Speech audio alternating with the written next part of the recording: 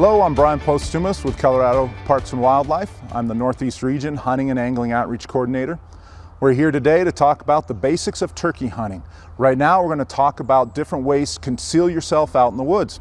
The easiest way to go out there, the cheapest, most affordable way to get out hunting is just put your back up against a tree. You start out, get some good camouflage pants, camouflage shirt. That's all you really need to get out there. Have a face mask, have a hat on as well. You want to camo up as much as you can.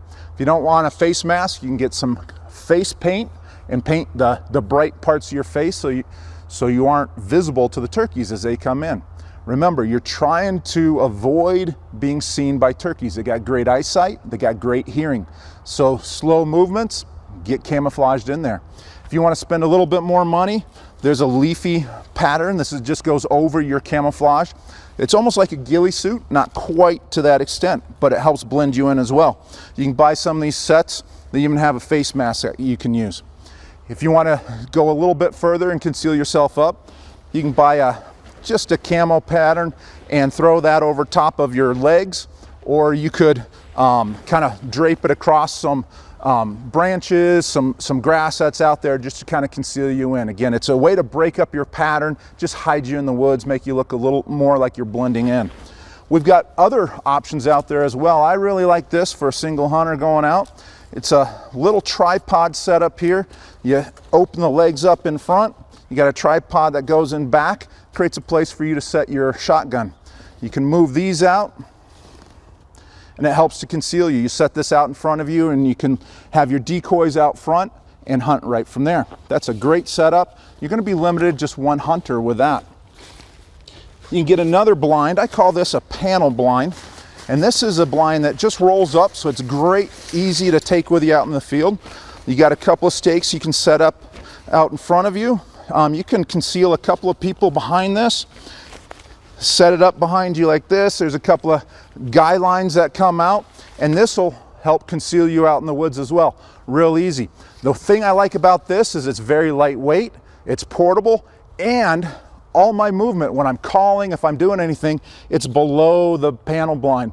So it conceals a lot of my movement. The turkey's not going to see me calling as they come in. This is great if you're hunting with two people.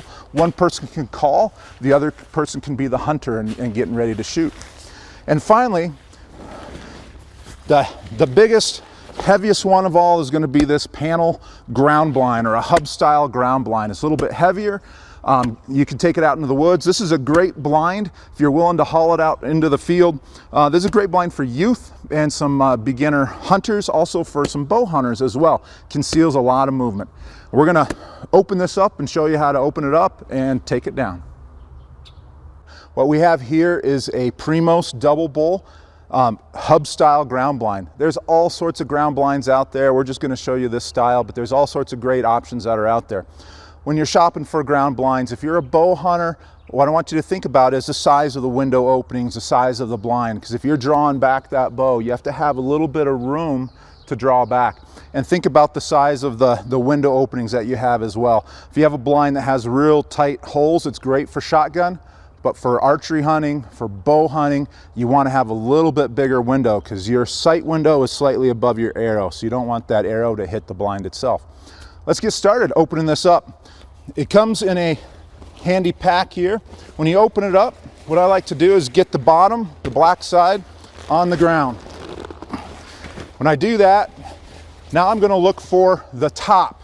And sometimes it helps to just stand on one side of it, and I'm going to look in the middle for a pull tab on the very top hub.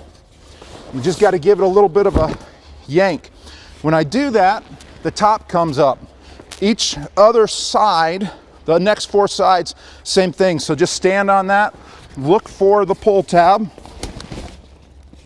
give it a little bit of a tug, and just start working your way around.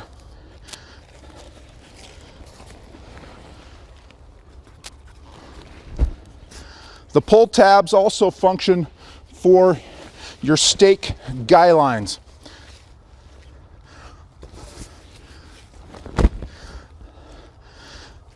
I think it's really important that you have at least 8 stakes out there with you out in the field.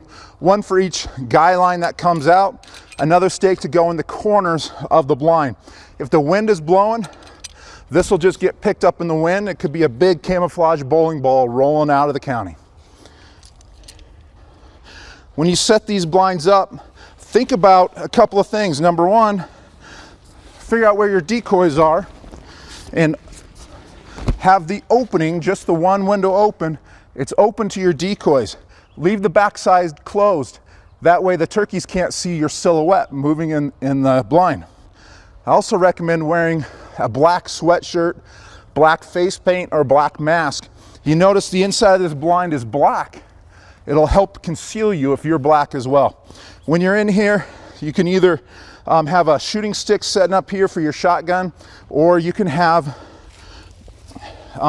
your bow in there as well. I recommend sitting on a tripod chair, just a quick little tripod chair. It's lightweight, it's small. If you have a couple of people in the blind with you, you're kind of short on space. So a little tripod chair, you still have a backrest to get comfortable, but you have room for the rest of the people in there as well. As for tearing the blind down, you're just going to reverse the steps.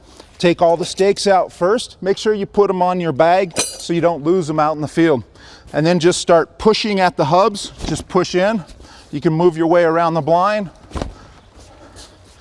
I like to do the sides first. I end with where I began. I just push down in the center. Now at this point, you wonder, what do we do here? I like to push down just a little bit. It'll fold in, and then the four corners come together.